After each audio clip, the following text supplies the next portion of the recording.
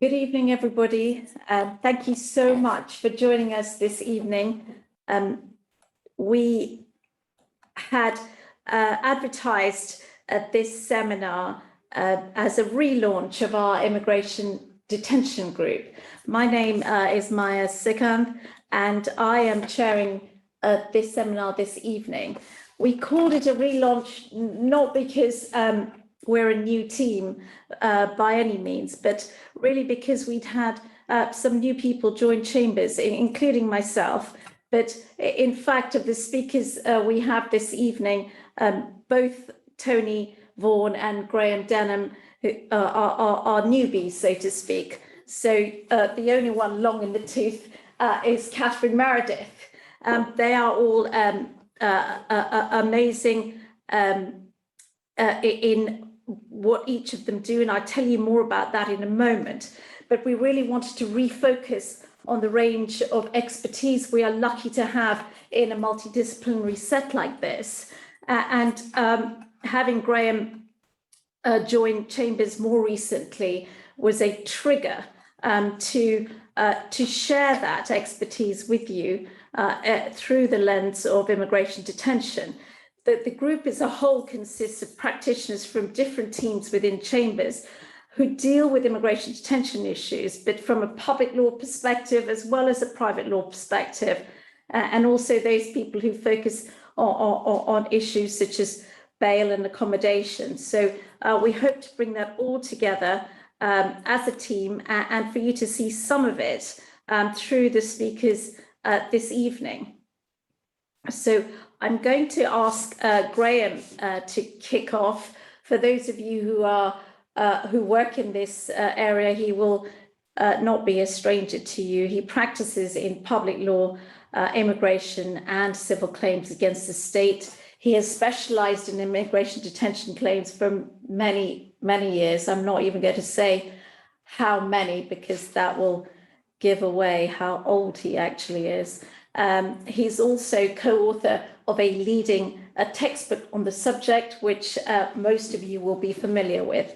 Graham is going to kick off by looking at the adult at risk policy and statutory guidance, and in particular to highlight the recent policy changes that you'll be aware of that came about only in May this year. So Graham, over to you. Thank you, Maya. And good evening, everyone. Thank you so much for joining us this evening. It's a real privilege to be part of this team at Data Street, and I'm thrilled to be working with my new colleagues here. So as Maya said, I'm going to be talking primarily about some recent changes to the adults at risk policy in particular, and also focusing on a couple of interesting recent developments in the authorities. Right, can we move to the first slide, please? So I'm going to kick off by talking about the adults at risk statutory and policy guidance, and just a sort of whistle-stop tour of the adults at risk scheme to put the recent changes in context, first of all. Provisions in the 2016 Act required the Secretary of State to issue guidance on the detention of vulnerable adults, and Section 59.3 requires Home Office decision makers in the detention sphere to take that guidance into account.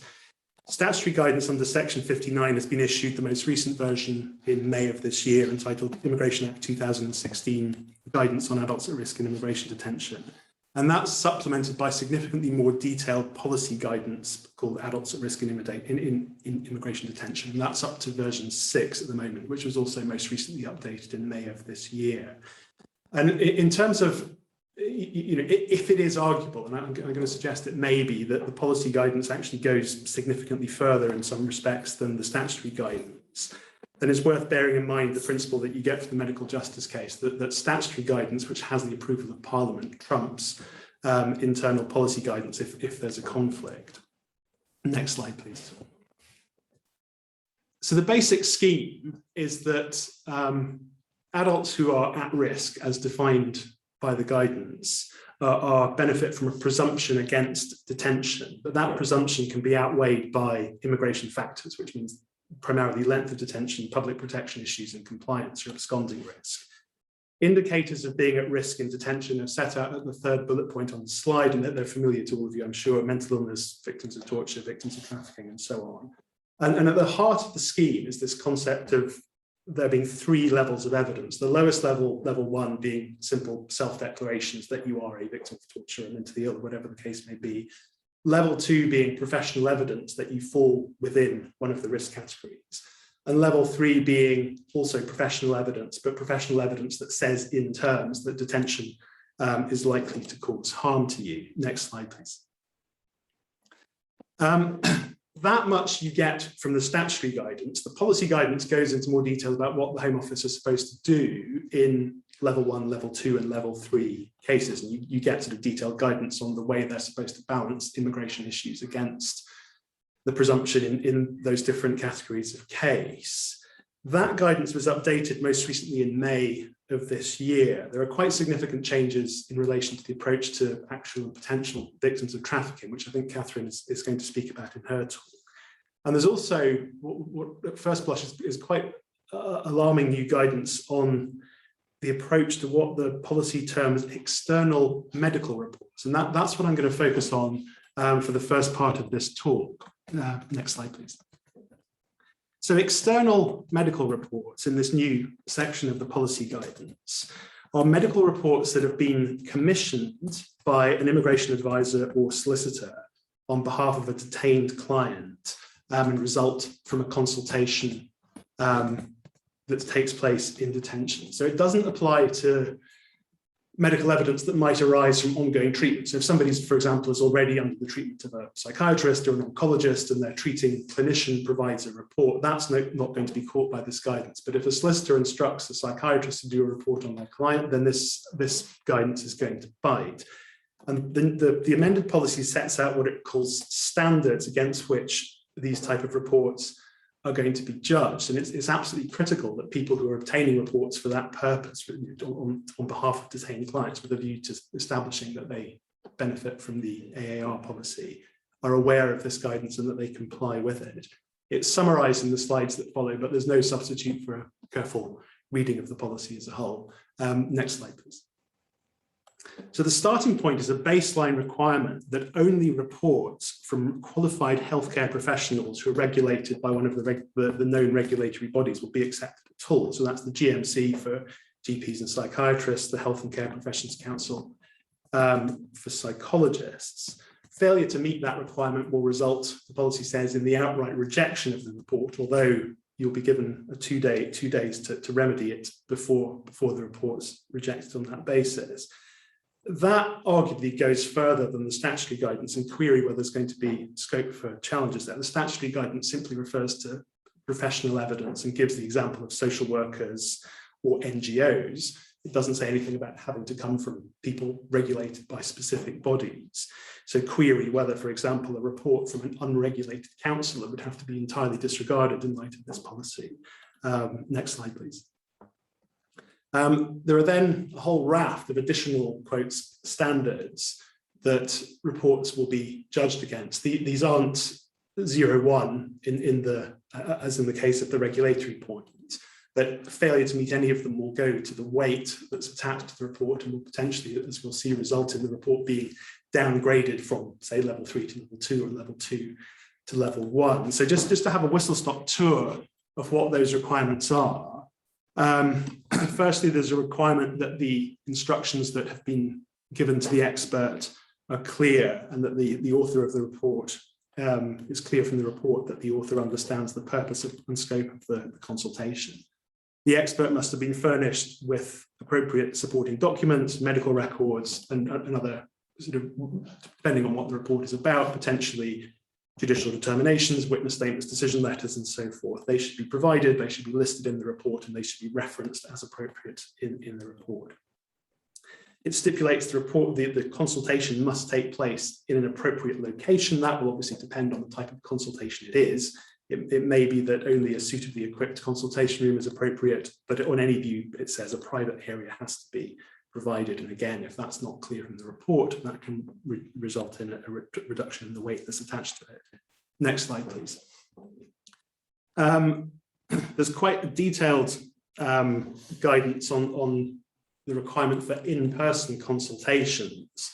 And so unless prevented from doing so by circumstances beyond the healthcare professional's control, the consultation, it says, must have been conducted face-to-face.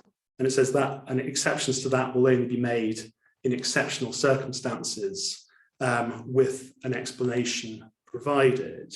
And you'll see the second quoted paragraph there. Whilst reports completed remotely may be accepted in exceptional circumstances, the reports completed by telephone and video link must state the limitations that the expert identifies in conducting the consultation in that way.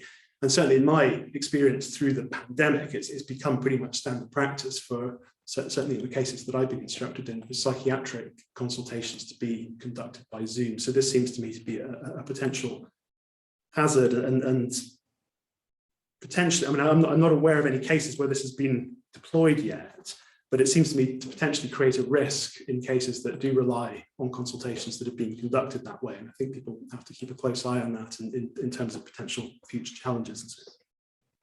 Next slide, please. It's permissible to have an appropriate third party present, but that can't be the representative or another detainee. Where there's no shared language, a professional interpreter must be used, and it must be made clear on the face of the report whether an independent interpreter was used, and that there was a full level of understanding between the clinician and the person who's the subject of the report. And then again, potentially controversially, the report must be specific to the individual, and purely generic statements about the impact of detention, whether based on the professional's own opinion or academic research, will not be regarded as being pertinent.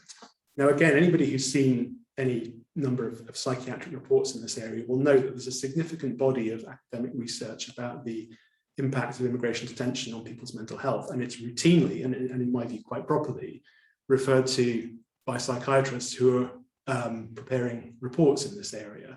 And it's taken into account by those psychiatrists in reaching their conclusions about the impact that detention is having on people. We don't know yet how stringently or aggressively that part of the policy is going to be applied, but it seems to me there's at least a risk that it might be used to diminish the weight of conclusions that are reached when reliance is placed on that sort of generic evidence about the impact of immigration detention. So I think watch the space on that point. Next slide, please. Concerns arising from the report should be raised with the healthcare team, and failure to do so again can go to the weight that's attached to the report. And then there's this bizarre, in my view, passage that requires the clinician to take account of the way it's drafted. It appears to say they have to take account of the fact that appropriate medical treatment is available in immigration removal centres and in prisons, which anyone who works routinely in this area knows is certainly not always the case. And it says that a failure to engage with the fact that primary care medical facilities are available means that the report may not have accurately considered the impact of detention. And yeah, I'm thinking of a case I was recently involved in where a client with very severe PTSD, and there simply were not treatment facilities available. And the prison healthcare department made it clear that there were not treatment facilities available. But if the Home Office is effectively mandating that the report has to start from the assumption that there will be appropriate clinical facilities and treatment available, that seems to me, again, potentially to cause difficulties in the approach that the expert is required to take. Next slide, please. Uncontroversially, I think the opinion must be within the clinician's scope of practice or areas of expertise. And then there's a requirement for what's termed a statement of assurance, which is a statement by both the clinician, by both the healthcare professional and the advisor or solicitor, that the report has been prepared and completed in line with these standards. Next slide, please.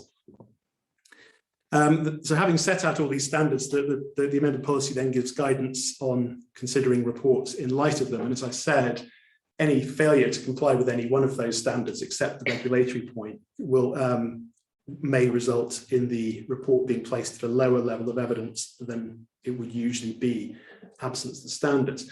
Now that is absolutely critical because, again, people familiar with this area will know that level 1 cases effectively don't get off the ground, and level 3 cases are the potentially strong cases that have have merits, and level 2 cases are far harder to argue, and the risk that what is prima facie a level 3 report will be downgraded to level 2 because of a failure to meet, in the view of the Home Office, one of these quote standards is potentially very, very significant in terms of diminishing the level of protection that the adults at risk scheme as a whole actually provides to vulnerable detainees. Less controversially, the Home Office are entitled to take into account other documents alongside the medical evidence. I think that's always been the case. Reasons have to be given, so if at least it's the comfort that you'll have a reasons document that you can peruse when you're considering a challenge. Next slide, please. And in terms of issues arising from this, I mean, I think there are sort of multiple traps here for the unwary, and it's very important that experts are properly aware of this guidance, and that advisors who are perusing reports that have been prepared make sure that it complies stringently with the guidance, because it seems to me that minor slips could potentially lead to that, fatal downgrading from level 3 to level 2. And then there's also, it seems to me, potentially issues arising where a report is prepared first and foremost for another purpose. For example, let's say you have a vulnerable detainee, you're commencing JR proceedings with a view to challenging their detention, you get a medical report in the context of that claim. Your starting point is obviously going to be part 35 of the CPR and the practice direction and the accompanying guidance, but you will want the Secretary of State to consider that report in the context of the adults at risk policy as well. So you'll need to have an eye on both regimes, as it were, to make sure the report is both CPR compliant and compliant with the guidance in the amended policy. Next slide, please. So finally on this, just in terms of potential areas of challenges, potential areas of challenge going forward, it seems to me that there may be controversies about what is potentially strong evidence from people who are, from quotes, professionals who are not regulated by one of the healthcare regulators, whose evidence is entirely excluded under this guidance, and that on the face of it doesn't seem to be in line with the statutory guidance. The mandatory approach to assuming appropriate healthcare is available seems to me to be very problematic. Compatibility with the terms of the statutory guidance potentially more broadly, I think the key point is the point about the types of expert evidence. And the mandatory disregard of generic evidence. It seems to me there's potential scope for challenges on all of those points. And obviously, individual decisions can be challenged on their own terms as well. Next slide, please. And just very briefly, just to highlight this for people who are not aware, that there was specific policy guidance published in March of 2020, which said that individuals who fall within the Public Health England heightened risk groups for COVID-19 should be designated as being adults at risk at level 3. That guidance is still in force in updated form, and the link to it is on the slide there. I think particularly in the context of potential civil claims, it seems quite clear that a lot of people on the ground in the Home Office were entirely unaware of that policy in March of 2020. And the Home Office were maintaining detention in these sort of cases, refusing to designate people like that at level 3, at least certainly in one case that I had quite a lot of involvement in. And it only subsequently became common knowledge that this policy existed. So it may be relevant to civil claims on behalf of people who have particular COVID vulnerabilities, who were detained around the start of the first lockdown. Next slide, please. Okay, I'm pushing the edge of my time, and there are two quite interesting cases I just wanted to touch on before I concluded. The first is a case called CSM, and it's about the approach to detainees with HIV who are in need of antiretroviral medication, and the lack of an appropriate mechanism for ensuring that there is no break in their medication when they're taken into detention. An ARV in this case was taken into detention and missed 4 days of his treatment as a result. Challenge was brought on Article 3 grounds. The short point is, I'll spare you the detail, but the short point is it was brought by reference to the so-called systems duty and operational duty, which are defined in the slides, and succeeded on both heads. So there was a failure to put in place a proper system to protect people with HIV against potentially harmful breaks in their antiretroviral treatment, and there was a breach of the operational duty. There was a failing to actually provide the medication to the particular claimant in that case. So I think that's going to have potentially significant implications for the way in which the Home Office are required to manage people with HIV who are coming into detention. And then if we could jump forward 3 slides, please. So the second case I wanted to touch on very briefly was the case of MR Pakistan, which is also, in my view, a very significant decision about the lack of Rule 34, Rule 35 protection for immigration detainees who are held in the prison estate. And this has been an issue that's been vexing practitioners for as long as I can remember. I'm sure everyone will know that Rule 35 requires detention centre healthcare providers to report to the Home Office in cases of people who are either likely to suffer harm as a result of detention, suicidal, or potentially victims of torture. There is no equivalent provision in the prison rules.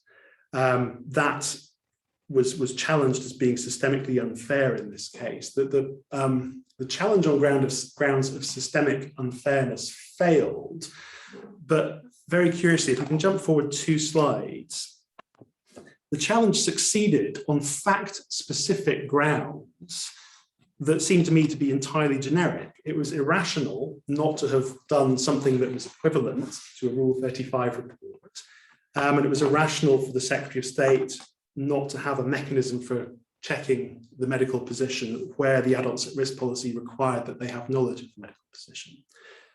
So that was the last slide in my presentation, and I'll hand back to Maya for the remainder. Thank you very much. Fantastic. Thank you so much. You were almost exactly on time, which just never happens. So thank you in particular for that, Graham. So just to tell you all, we will have a chance at the end for questions. So feel free to use the Q&A function to post them. And I'll do my best at the end to fill them. So our next speaker is Catherine Meredith. And again, all of you will know her. She is a human rights and anti-trafficking specialist. She practices in public law, anti-discrimination, detention, immigration and asylum. And her particular expertise is in relation to vulnerable groups. She is going to focus on the detention and release of those with particular vulnerabilities because of mental capacity, and she's going to focus on capacity and also look at trafficking experiences. So Catherine, thank you.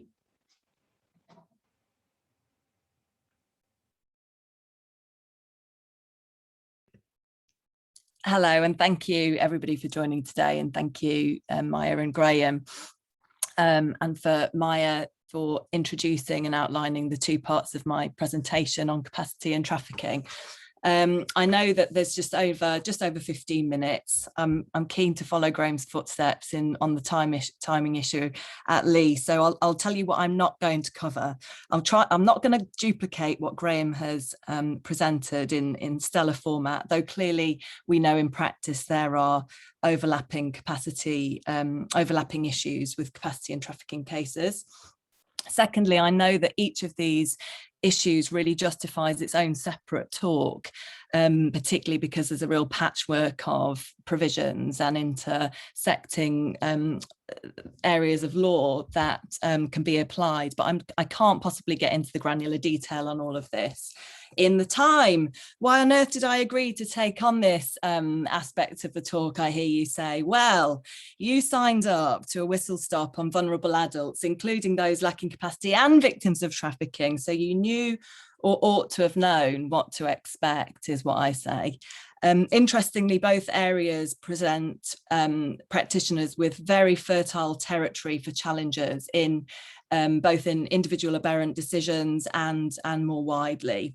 And it's mental health, capacity and immigration detention are really emerging and cross-developing area. And whilst trafficking law and practice is much further on, it's still developing, and it really, in a world where there's no jurisdiction that's worked out really how immigration detention fits in with the normative framework on the duties to protect victims of trafficking or non-penalisation. So it's up to us to work that out, plead it, and push on that front. What I'm going to try to do is focus on practical issues in the time and the building blocks of how these might manifest in arguments in unlawful detention cases. Next slide, please. I'm going to take these next slides pretty quickly. Part 1 on mental capacity. As the slide sets out, there's a statutory framework and guidance, and highlighting the most relevant to immigration detention practitioners and might also trigger court of protection, COP, community care or immigration issues and referrals. We need to be alive to that to protect our clients' best interests, and that's one of the fundamental principles included in Section 1. Next slide, please. Section 2 defines a person who lacks capacity, and Section 3 sets out the relevant test. And there's two parts to that, to the element of a person lacking capacity, a diagnostic and a functional element. And it's all about, in a nutshell, for us immigration detention practitioners, it's all about whether a client is unable to make a decision for themselves in relation to the matter because of an impairment of or a disturbance in the functioning of the mind or brain. So you have the functional test about understanding in Section 3, retaining, weighing that information and communicating their decision in several ways. And you also have the diagnostic aspect, which covers a range of conditions, which we will see in our cases: mental illness, learning disability, brain damage. And I've seen that quite a lot in our cases. And I think it may be prevalent, for example, with in the sector where people have not been provided treatment for treatable conditions because of their status, such as HIV, AIDS, and cardiovascular issues, which result in brain damage, and also with various conditions that victims of trafficking may be in, which mean that they just simply don't go forward to receive treatment. And of course, there's drug, alcohol use or whatever. Remember that it's decision and issue specific, and capacity may fluctuate or be borderline over time. Next slide, please.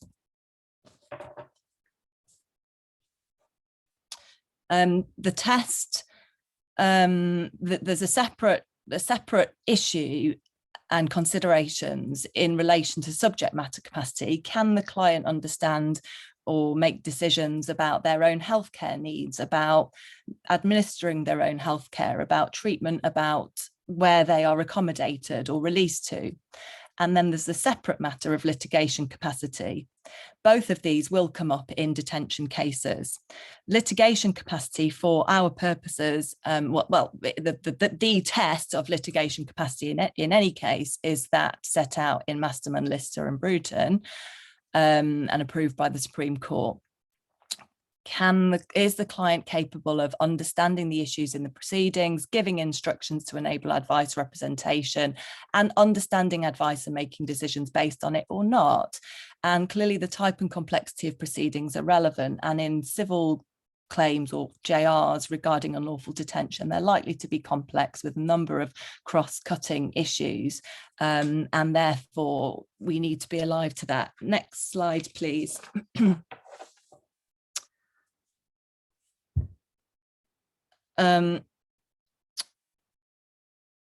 When and who should assess mental capacity?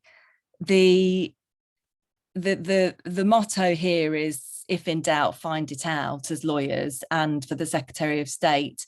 And it is quite a high threshold, because clearly we are familiar in this area with dealing with vulnerable clients, and in cases where a client may exhibit over time a lack of understanding. But if there is doubt or any reason to suspect that capacity may be absent for the purpose of litigation capacity, or a capacity inquiry should be triggered because in doubt, that's what the cases, the Mental Capacity Act code and guidance say should be require us to do. And that's that code and guidance must be adhered to by those acting in a professional capacity involved in the care of persons who lack capacity to make the decision in question. So we in practice, we lawyers need to take a view and usually obtain a clinical assessment, and it may be on both functional and diagnostic elements, and both in relation, it may be relevant both in relation to the matter capacity and or litigation capacity. Some cases you may just, that it may only be relevant to obtain a certificate as to litigation capacity, and some will require both where treatment needs are in play. For example, if the Secretary of State relies on a client being able to administer their own treatment, and in relation to decision making, as we will come on to. And of course, there'll be an argument about these duties being on the Home Office and contractors. Next slide, please. Please note, in this area, there is no real cohesive published policy at all by the Secretary of State on these duties, on the investigation, assessment and treatment of those lacking capacities, and on systems, which was a systems challenge was obviously brought in the case of ASK and MDA, which I'll come on to.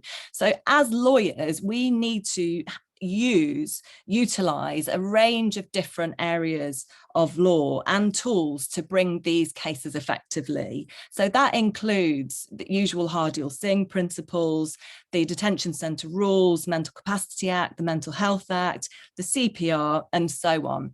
When we're talking about court proceedings, there is a whole body of guidance, CPR rules and guidance as to what the duties are in relation to protected parties, including those lacking capacity where there's been a certificate and the appointment of a litigation friend. Simply don't have time to go into the issues of participation and appointment of the official solicitor as a litigation of friend of last resort. But clearly these are issues that we would need to consider and act upon in this type of case. Next slide, please. In relation to a claim on liability for unlawful detention, some of the areas that I've just mentioned are the kind of the full range of arguments are clearly there to be made, but one area which is maybe more which is unique, I would say, in this area, or particularly important, is well, not unique, but unique in capacity cases, is the use of an argument that a public law error may include procedural breaches and unfairness, which may render detention unlawful because of the individual's inability, because of their mental capacity, to understand the deportation decisions notices that are served on them. And of course, the rules of public law and indeed the service and notice regulations require that there are certain rules about service and notice and that and of procedural fairness, so as to be able to so as to enable access to a court, which is an absolute and inviolable right. And if in a case there is a concern that certain decisions were served, but the client did not understand them, and the Secretary of State did not take steps or make reasonable adjustments to ensure that they understood them, including with the kind of tools that we've spoken about, visual aids and so on, or that they've informed themselves of the client's capacity and investigated. There's not only an argument about the unlawfulness of detention on those grounds, but also we may need to investigate that further ourselves by disclosure requests and Part 18 requests. And I think that's quite common to request proof of a certificate of conveyance and the process by which the decisions notices were conveyed and explained.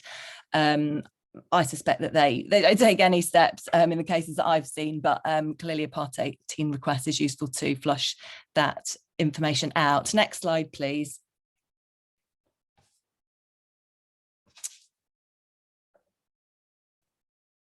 as I've mentioned, there are particular duties of investigation assessment of mental capacity, and then of release and transfer out of detention, either to hospital accommodation or care in the community as required. There are a whole range of different circumstances that may come into play depending on what the client's needs are, and that's why clinical input in the beginning, I would say, is important, not only for the capacity assessments but also for the type of treatment that is required.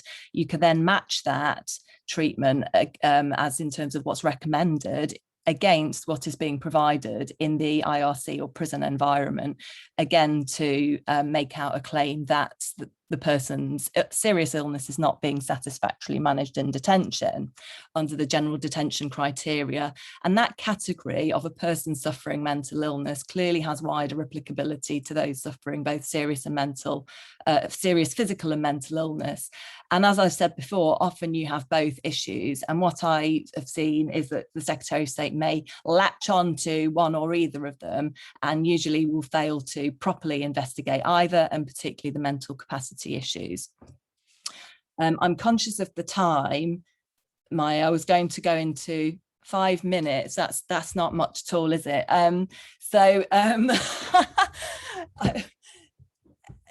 There's a few cases listed there that we'll all be familiar with, including ASK and VC. And just to highlight those, in my ideal scenario, in my mind, I was going to have a great discussion on these. But what's most important in ASK is clearly, I mean, it's an appeal decision. It's an appeal judgment of Lord Justice Hickinbottom, and clearly the Court of Appeal are very slow to interfere with the findings of the lower court, which is what you get from that, because there were findings of fact and evidence made below that the Court of Appeal was slow to interfere with. But in those cases, in ASK, the Secretary of what at the heart of these cases was the claim that the Secretary of State had to take steps to inform herself of the person's medical condition when making a decision to detain, when reviewing it, that their illnesses were not satisfactorily managed in detention. An error was made of equating satisfactory management with being hospitalised under Section 3 of the Mental Health Act, Article 3 and 8 claims and Equality Act claims. And out of all of that, in MD, the Secretary of State conceded that that she had failed to make reasonable adjustments to ensure that he understood the decision making, and that the case should be transferred to the county court. In ASK, she didn't make the same concession, and Sir James Eadie said that case was distinguished from the case of VC, which is also on the slide. Court of Appeal didn't accept that, and there was a breach, declarations in both, of a breach of the Equality Act under Section 20 and 29. And then the whole debate about whether the claimants would be entitled to compensatory or nominal damages if they would have been detained in any event but for the Equality Act breach. Which would be for the county court to decide after a big steer was given by the Court of Appeal. Next slide, please. And just to say, I mean, clearly, so there are clearly Human Rights Act claims that can be made as set out as discussed in those cases, and the Equality Act I've dealt with, which is on the next slide, please, Ray. And I should also say, in those cases, it may also be necessary to involve the local authority as an interested party, because of the need for aftercare services upon release from detention, depending on whatever setting or treatment is required, and by NHS England. Next slide, please, Ray. Part 2, trafficking. Well, I'm going to have to rush through this in it rapidly. You'll all be familiar with all of these principles and cases, so I hopefully I can take it quite quickly. Just to summarise this point on the slide, the fact is that trafficking cases are, trafficking is a policy heavy area, so you will have there's a lot of room to argue that either a failure to apply published policy or a failure to apply published policy in line with international obligations, that there's an absence of policy if there's a gap, or an unlawful policy was applied, for example, because it doesn't take in, if there's an absence or an incompatibility with an international obligations, all of which are public law errors according to Lumber, Hussain, PK Garner. Next slide, please, Ray. But those public law errors are important in unlawful detention cases, clearly, because vitiating if bearing on and vitiating the decision to detain. There are clearly a range of trafficking duties which come into play in these cases, and in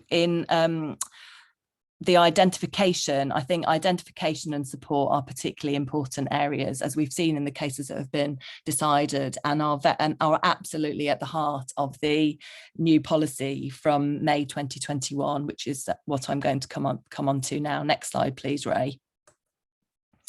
Indeed, the cherry on the top here is the detention of victims of trafficking, detention of potential or confirmed victims of modern slavery, or the adult at risk policy, version 1. But clearly there are detention policies and trafficking policies, which we do need to consider. And again, it's a patchwork. Next slide, please, Ray. So what of this policy, this new policy, and what can we say of it? Well, this is not statutory guidance.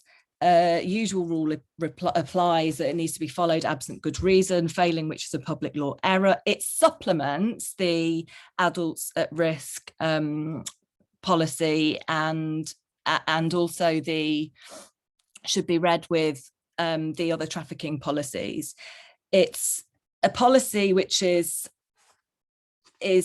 I would say, like the other trafficking policies and the discretionary leave to remain policy, heavily focused on the issue of the support needs assessment and the way in which that can provide a route for the Secretary of State to escape from her obligations. Next slide, please, Ray. There are a range of issues where arguments can be made that detention is unlawful because the policy is not being applied, or it fails to comply with the Secretary of State's international duties. And I've set some of these out here, but if I can just run through the policy very, very quickly in a number of categories, in five categories, to say where I think there is room for challenge. One is, what is useful is page 5 refers to the statutory guidance under section 49 and the use of indicators to suggest a person may be a victim of trafficking. This is really helpful because in many immigration detention and police challenges, there's usually a failure to spot indicators of trafficking. And if those very first indicators are not picked up, then the person is not treated as a victim of trafficking or a potential victim of trafficking. And then there are ongoing breaches of published policy, such as a failure, and even the Modern Slavery Act, such as a failure to refer to the NRM, a failure to spot indicators of trafficking, failure to carry out any of the processes required of the Secretary of State in relation to victims of trafficking or provide them with support. I know that my time is up, so if I can just highlight, therefore, some of just 3 of the other areas in 1 minute. The page 5 is another, I would say, pitfall that the Secretary of State falls into over and over again. So the two favourite pitfalls are failure to use indicators and reliance on the lack of self-report or self-identification. But page 5 tells caseworkers and accepts there are issues of delayed disclosure and inability to self-report and identify. Second point is this support needs assessment process within the IRC. It's a warped idea of what is needed in detention, and it flows on to point 3, which is the categorization under the adults at risk policy of which level you are at. So it accepts, so it's called evidence of level of vulnerability. It accepts a single competent authority, accepts a reasonable grounds decision, is automatically level 2. But that might be increased by a caseworker to level 3 if the support needs assessment in detention about what you need, which the policy says you don't need, results in you needing additional support outside of the IRC, and that bumps you up to a level 3. And that seems to me a very circular, dangerous, and ripe area to challenge, because there's a real risk of that going wrong and the person being shut out of, and the person not being released or increased to a level 3. And 4, there are issues about the immigration factors and reliance on public protection issues and age-old considerations of reliance on illegal entry to the country, failure to regulise status at the earliest opportunity, absconding, risk and reoffending, without any consideration whatsoever of the fact that those may have arisen as a result of a trafficking experience, so the person is not culpable. And the last point I wish to make are these particular process points in this policy, which you have for the first time set out there. I'm going to stop there and look forward to discussing any of these issues later on or not. And thank you, Ray. And just to flag, there are clearly issues that we need to be alive to as lawyers in terms of making sure, even when there's been a release recommendation, that appropriate support and accommodation is provided upon release. That is a duty upon the Secretary of State, and obviously there's guidance on that from the brilliant case of TDT, but we can only seek to avoid further drift and delay by the Home Office and protect our clients' interest in that. But that can also be a grounds for that. Those drifts and delay may also be a ground for further arguments on liability and quantum. Thank you so much. I'll leave it there. Thank you, Catherine. I'm going to let you off for going so over time on account of you knowing far too much and also telling us what we need to know. So our next speaker is Anthony Bourne, better known to me as Tony Bourne. He has appeared before courts at all levels in public law and civil claims involving immigration detention. He has a particular interest in claims involving trafficking, the processing of asylum claims in detention, the Equality Act, and the immigration bail regime. Tony's going to focus on the release of adults at risk, and he's going to include a sort of analysis of accommodation and accommodation needs upon release. He's also going to say something about urgent cases and the dreaded Hamid jurisdiction. So thank you, Tony. Thanks very much, Maya, Graham and Catherine. I'm going to try and do a whistle-stop tour of some recent developments relevant to getting your client out of detention once a decision in principle has been made to release, and try and touch on some of the particular issues for vulnerable detainees. So essentially, I'm going to try and cover grace periods, release planning and accommodation, recent amendments to Schedule 10 on electronic monitoring, and briefly touch on the new ways that you can get Hamided, if I can put it that way, by the admin court when conducting urgent work. Next slide, please. So the question of how long does the Secretary of State have to hang on to you once detention is found to be, or detention would otherwise be unlawful? The answer is reasonable period. What is a reasonable period? Depends on the facts. But I would say that before AC Algeria, the grace period had been creeping up a bit, and AC has been a useful benchmark, I think, in helping to demonstrate where the grace period ends and unlawfulness begins. AC was a case where the person had committed serious sexual offences and assessed as posing high risks of harm to the public, and there had been delays in sourcing his accommodation, supposedly due to the risks that he posed. And in that case, the FTT granted bail in principle in August 2018. And 5 months later, accommodation still hadn't been found. And the Court of Appeal said detention at the date of judgment in February was unlawful, and said that release should have been effected at most within around 2 weeks, 2 further weeks. And the Secretary of State had not in that case evidenced the delay. Next slide, please. I've just set out here some of what Lord Justice Irwin said about the principles to be applied when making submissions about the grace period. In view of the time, I'm not going to go through them all, but they are the points to hit when you're dealing with this. Next slide, please. I've just done this table because I think it's useful to look at the way that the courts have addressed the grace period issue since AC Algeria, because there was quite a lot of case law before that, as I say, where the periods were creeping up a bit. But I've sought to set out some of the cases over the last year or so where AC has been applied, or where the issue in AC has arisen. And that 2 weeks that we saw in a high harm case was followed in SB Ghana, which is the second one there, a high risk offender, and Dirie, which SB was a substantive JR. Dirie is the sixth one down, also was a high risk offender. And in those cases, it was 2 weeks in SB, 9 days in Dirie.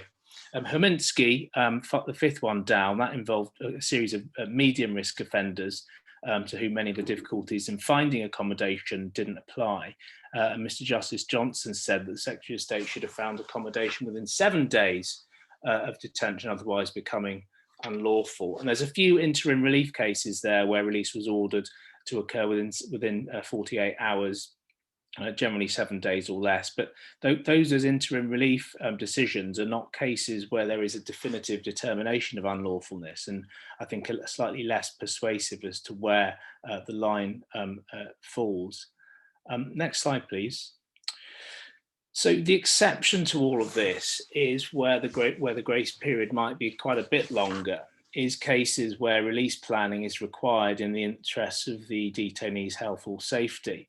And I've put ASK there because that's an example where just over 2 months of delay occurred in arranging a transfer to hospital under Section 48 of the Mental Health Act after it was identified as necessary.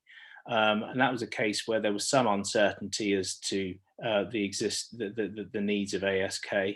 The other case I put in there is Gastoni, which is a factually complicated case where there was at least at one point a recommendation for transfer to hospital, which was later withdrawn. And he was eventually released to Schedule 10 accommodation. But Mr. Justice Chamberlain ruled that from the point that the 3 independent assessments said that the claimant could be released into the community, release should have been effected within some 6 weeks or so rather than 5 months. Another scenario that we can often have is potential victims of trafficking about to be released to Schedule 10, but you're saying we need Salvation Army accommodation, which can raise some other difficult issues. But I haven't got time to kind of get into that. We maybe could come back to that during the discussion. Next slide. So coming on to, it brings us on to the second main theme I wanted to deal with, which was release planning and accommodation. What I've done in this slide is just set out what DSO 6 of 2019 says about the duties on the Secretary of State where release has been agreed in principle. I'm not going to read all of it out, but one of the problems, so this is all good on the face of it, but one of the problems with this policy is that it assumes that the Secretary of State and the IRC Healthcare already have all the information they need to be able to assess the detainee's needs on release. But I'm sure many of you would agree that in reality, the system will have failed to elicit the actual needs of the detainee within detention, let alone post-release. But obviously you can use that for raising points about breach at the time. Next slide. It may be that those suffering from mental health difficulties would have been able to properly articulate their post-release needs to healthcare had proper inquiries been made for them in a timely manner. I put VC down there, but Catherine talked about that earlier. I mean, it's essentially the Secretary of State, the point about it for our purposes is that the Secretary of State was found to have breached her statutory duty to make reasonable adjustments for mentally ill detainees in terms of their ability to make representations about their continued detention. And the specific suggestion in that case was that the Secretary of State should have appointed a mental health advocate to facilitate the mentally ill detainee to make representations about their detention. And the Secretary of State hadn't demonstrated that that wasn't possible. But the principle applies equally at the release stage, so that detainees disadvantaged in a relevant way can participate in decisions about their post-release treatment. There's been at least one attempt to establish that VC directly applies at the release stage, but the case settled. Next slide, please. So as we know, detainees who need accommodation in order to be released don't just fit into a single box. Since bail accommodation under the Section 4.1 of the 1999 Act was abolished, the Secretary of State has created this system which seems to have been designed to make it as difficult as possible to access accommodation to facilitate release. Para 9 of Schedule 10 contains the provision about accommodation to enable compliance with the residence condition, but Schedule 10 accommodation obviously sits alongside Section 95 and Section 4.2 accommodation. And last year, in the case called Haminsky, the admin court ruled that the Secretary of State's policies and practices for granting Schedule 10 accommodation to foreign national offenders were unlawful because they were systemically unfair and fettered the Secretary of State's decision-making processes. And there were various defects that the court identified, including those internally referred for consideration had no ability to make representations. There was no proactive informing FNOs of the criteria of the process. Any representations that were made were not always taken into account, etc., etc. Decisions in particular not made in accordance with the published policy, in that it applied the policy not just to it was supposed to apply to all FNOs, but was only in practice being applied to high-risk FNOs. But what's happened is that the Home Office have then published interim guidance, most recently in July 2021 this year, to try to address some of those shortcomings. If we go to the next slide, please. And it still refers to those three principal ways of being eligible, which is SIAC, high harm, and Article 3 cases. Next slide, please. So what it's got is quite useful in this interim guidance is this table which sets out all of the different ways in which different categories of detained applicant should apply for accommodation. Looking at the table, it's very difficult to see how any detainee who isn't legally represented is possibly going to know which of the 5 forms they ought to use. For example, and also even if you get the right form, the FTT bail form doesn't actually elicit the information required to enable Schedule 10 accommodation requests to be decided properly. So there's all sorts of problems with accessing the proper process, depending on what category you're in, but I thought it was useful to flag up that table, which is new. Next slide, please. Even if you get the right form and have no outstanding immigration applications and you're not a foreign offender, you still need to make out your human rights case for accommodation, whether it's under 4.2, under the jurisdiction of the FTT asylum support, or Schedule 10, which would only be subject to JR. I thought I'd just flag up this case of Secretary of State and the FTT asylum support from earlier this year, because that was a case where, and as I say in the slide, the principles in that case governing Article 3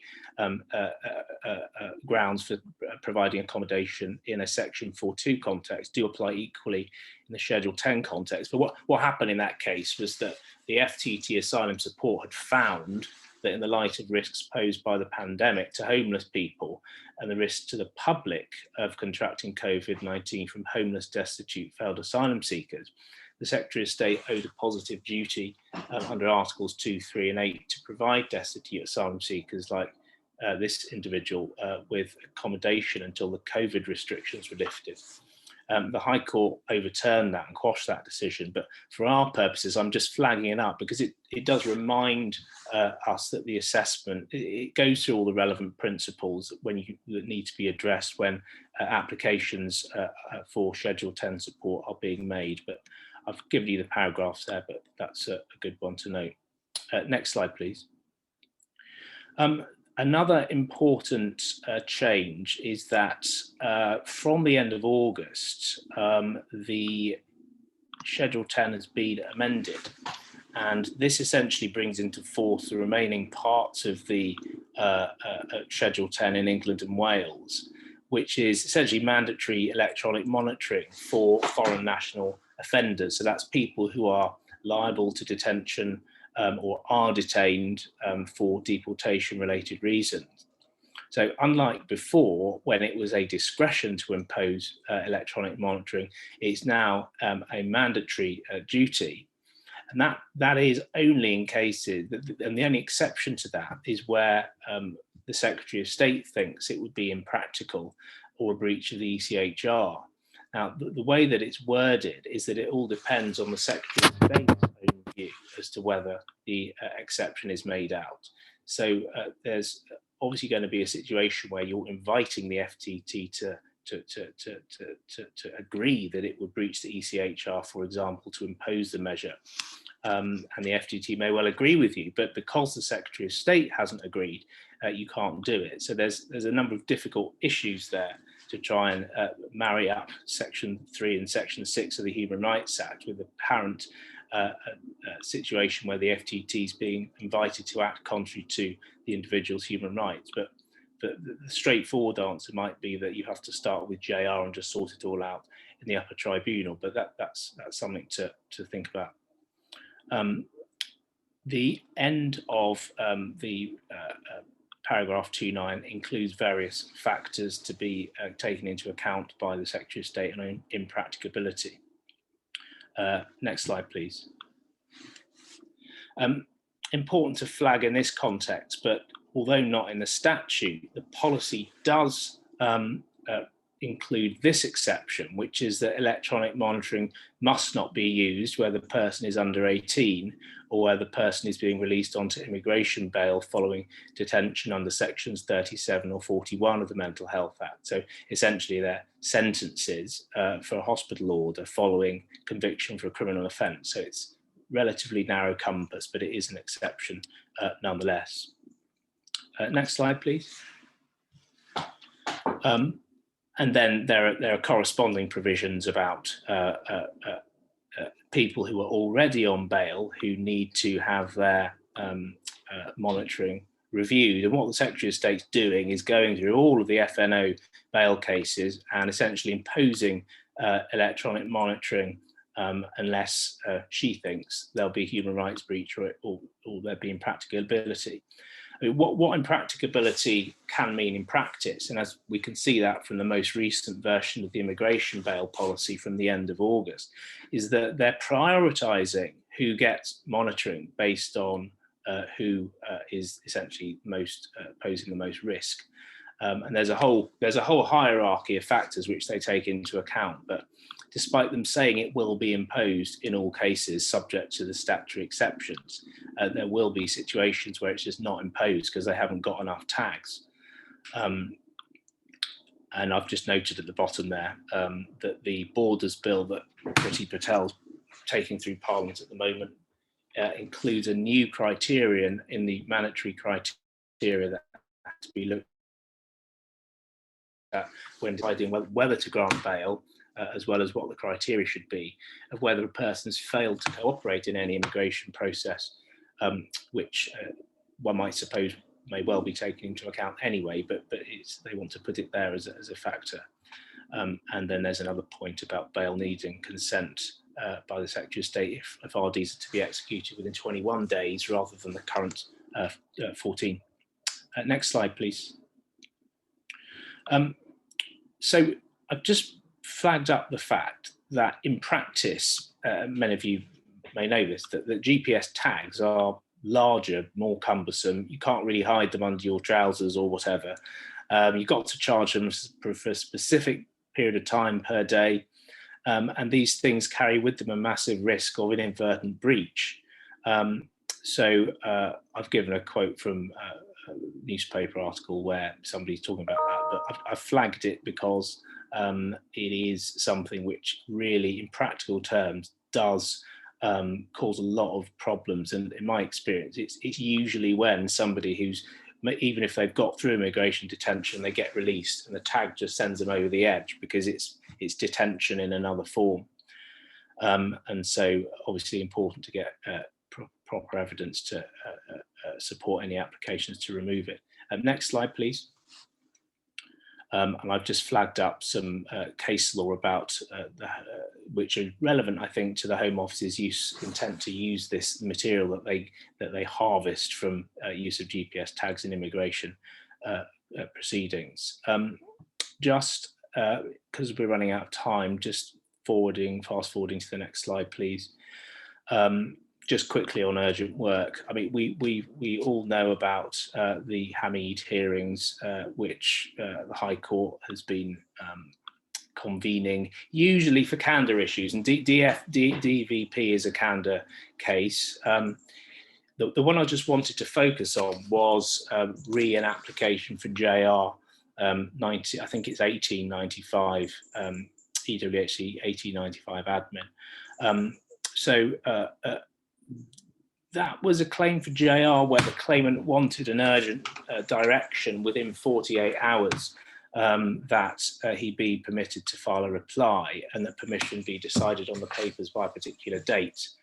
Now, the High Court didn't like that at all and essentially felt that those were matters for case management, and that the nub of the point is that because it didn't seek variation of the normal timetable before the 21-day point, the court said essentially that this was a matter for the N461 and you just needed to put an application in there. And if it hadn't been considered within a few days, you should chase it up if necessary with an M244. So I was going to read you out part of the judgment, but you can find it online. Paragraph 26 is the nub of it. But it was, I think, harsh, to put it at its lowest, to invoke the Hamid procedure for that type of professional judgment. But it does underline that the circumstances in which the risk of being Hamided, if I can put it that way, is expanding. And on the current trajectory, there's a risk that urgent applications which need to be made might not be. That's all I propose to say.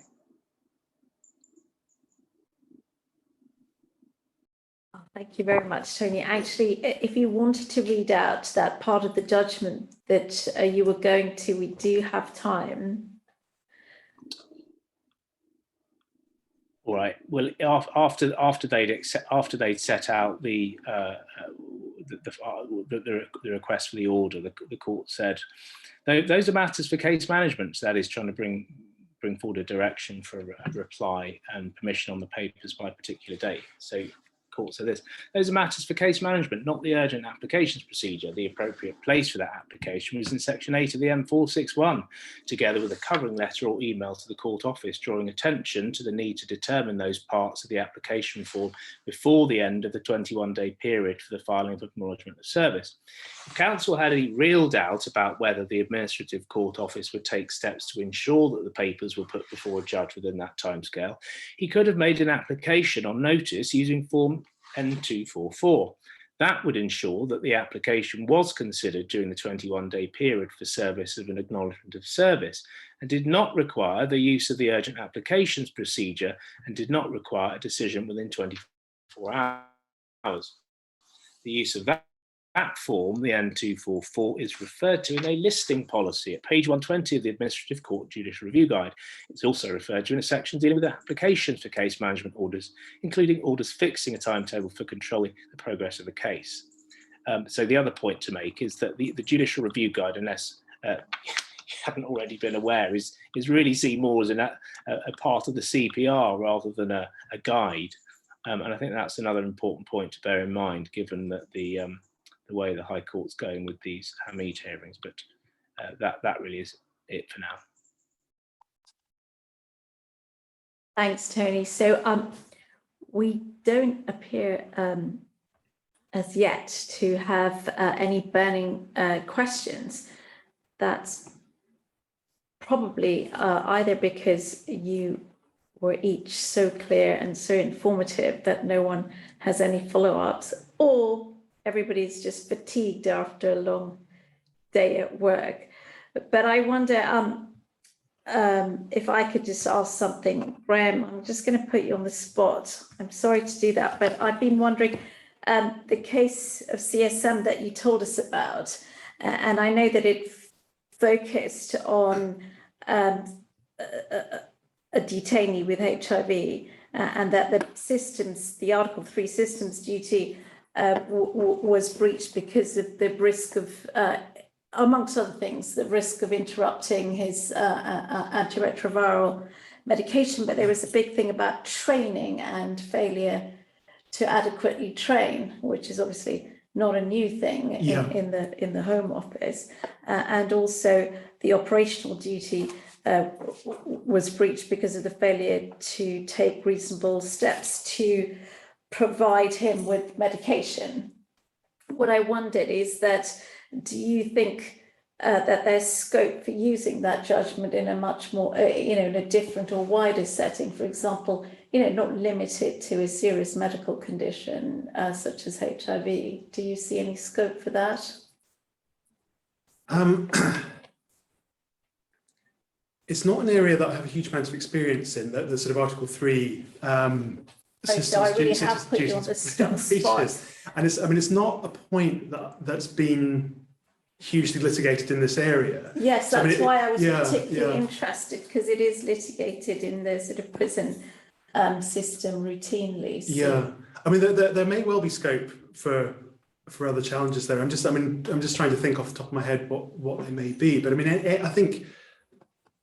mean, I suppose the point in CSM comes down to the need to make inquiries and have training and information on hand to avoid putting people at risk. And there are certainly other scenarios in the detention context where that arises. If you have, like Catherine was talking about, people coming in lacking capacity or potentially lacking capacity, you have people coming in with serious disabilities and so forth. You can see, given the sort of haphazard way that detention unfolds quite often, you can see the same issues arising in those other contexts. So I wouldn't necessarily rule it out at all, but it's, as I say, it's not an area in which I have it may be expertise. Something Catherine wants to add to, I don't know. Any thoughts? Yeah, I do think. Sorry, go. I was going to say, no, I agree with Graham. They're probably quite rare cases, aren't they? Because you have to establish that the severity of the Article 3 threshold has been reached, and or, as was argued in ASK and MDA, that the Secretary of State failed to inform herself properly in relation to the systems and steps that she needed to prevent such a breach. So I think they are probably quite rare and limited to cases where you can show on the evidence that the severity threshold has been breached in the individual case. Sorry, Tony, thanks. Tony, were you going to add something? No, I was just going to agree with all of that, but also, I mean, the theme of lack of inquiry is something which features from beginning to end and after release in detention cases, in my experience, and these are sorts of points that can be made frequently and usually are well founded, because people are sort of pushed through a one size fits all superficial inquiry type system, and it just leads to all manner of problems. All right, so I wondered, Catherine, because there was an aspect of that you were beginning to look at when you were talking about victims of trafficking, and that duty to inquire, as it were, whether it's an Article 4 and an Article 3 inquiry, and you had begun to talk about when that failure to identify a traffic victim's status might render detention unlawful. But I had to sort of rush you through that, and I just wondered whether there was a particular threshold or a number of, because you listed a number of potential failures that may render detention unlawful. Is there a sort of cumulative number that you say you would need to tip it over the edge, or could one individual failure that you listed be enough? Wow, I think that's it's difficult, and I suppose to take it in stages, in terms of maybe Article 3 and Article 4 cases, and then in terms of what or how many failures do you need? Yeah, which I think can be any. I suppose it depends on the facts and the failure, and if the failure would have resulted in a breach, and I can deal with that. So, but first of all, on the Article 3, Article 4 threshold, as we all in this room know, the Article 4 duties follow Articles 2 and 3, and the investigative duty and the systems duty, protection duties in that case law is really, really strong. And on the identification side for victims of trafficking, the case law is getting stronger from the European Court of Human Rights. And we know, TDT picked this up. So you need sufficient indicators of trafficking. That's what Rance have said, or a credible suspicion to trigger the duties. And it may be more commonplace, if I can put it that way, for an Article 4 ECHR breach to be pleaded than an Article 3 case, because it's just the range of circumstances will be greater in trafficking cases than limited to a certain number of cases that have to show an Article 3 severity threshold has been breached, because the thresholds and the triggers are different. And the cases that I thought about, which were helpful, which may be helpful in unlawful detention cases, are Ellie and Greece, which is an Article 3 breach because of a delayed and an investigation which had shortcomings. It wasn't wholly effective, but had shortcomings. But it meant that she remained in detention pending removal until her status was properly determined, and that impacted on her personal situation and gave rise to a breach of Article 4.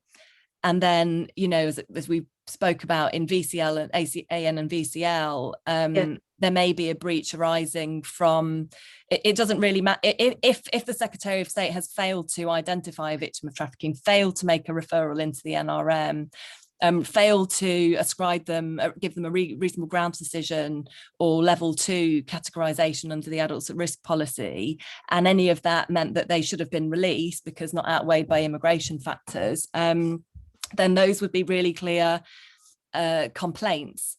And I think just to flag one further point on the what's or if how many breaches you really need, and potential arguments on that, I think the case of Hussein, it's in the slides, it is really helpful. It is helpful. It's that was the case of 4 claimants challenging the interim policy after the suspension of the DFT and the detained asylum casework process, or the slow track, as it was lovingly or not called.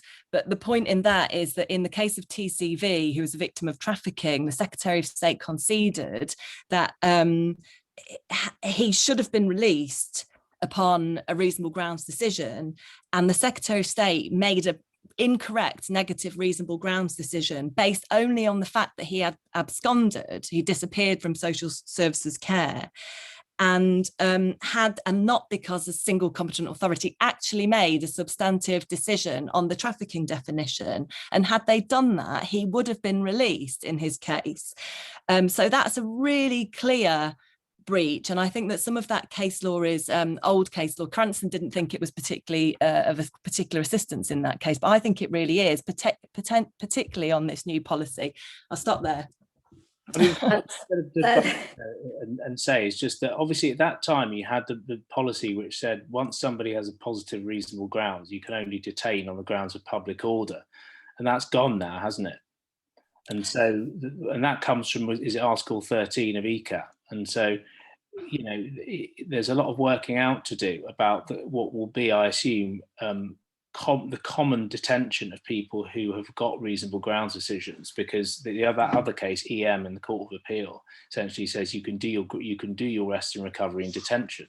Yeah. And I've always had a massive problem with that. Yes. I can't see how that can possibly be right and how that can survive, you know, scrutiny. But I mean, this policy is going to mean that many more people are kept in past that reasonable ground stage.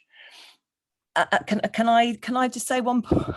I had to pick up on that. I think that it's really important, and another important feature which could be used as a positive in the new policy, believe it or not, is it's really important on correct status recording, and that does dovetail with the Hussein point. So the officers must be notified when a positive reasonable grounds decision has been made, and I think that should be extended. That should also cover acceptance of reconsideration, of course.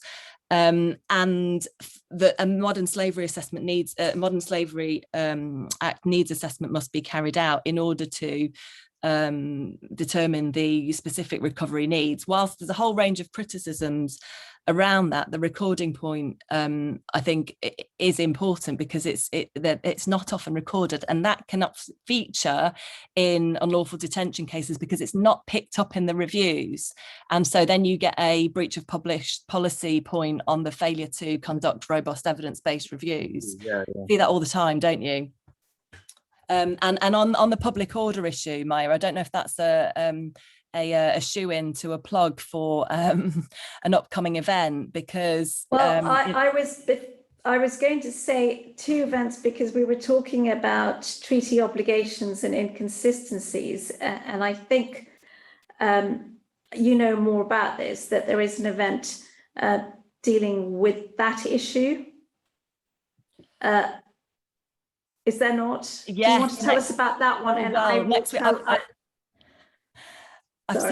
I've merely seen it advertised on the website that potentially could cover some of these issues in terms of the recent Supreme Court developments on international treaty obligations in domestic law, which comes up sometimes in trafficking cases when there's a mismatch. But then on the public order side, obviously there's an ongoing fight at the moment in the sector. Public order exception in detention of victims of trafficking. There's a fight on, isn't there, with the Nationality and Borders Bill, where Priti Patel was seeking to introduce that into law to disqualify victims if they're not ideal, in her view, in a nutshell. So we want to talk about that in further detail. Yeah, so, well, we are going to be talking about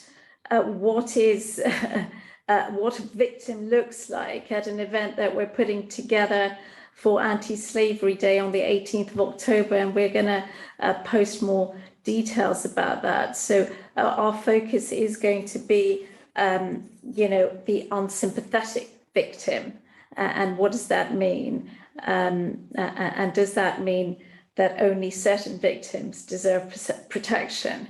So we are also going to look at the bill in that context. I can't remember when it's going to become an act, but yes, that's going to be on Anti-Slavery Day itself, and it's going to be an anti-trafficking team event. So look out for that.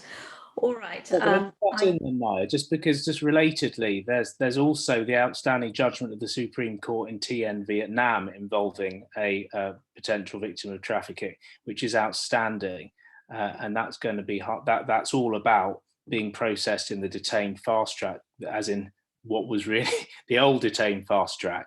Yeah. the rules that govern that were unlawful ultra vires, and did that vitiate her individual asylum decision? And that is a case which involves a lot of the problems where there's delayed disclosure, there's representations being made on the day which perhaps don't accord with the true case, etc. So all of that is about these issues, and whether you're a good victim or a bad victim, but that's coming up. Brilliant. Do we know when it's coming up, Tony? It's going to be imminently. All right.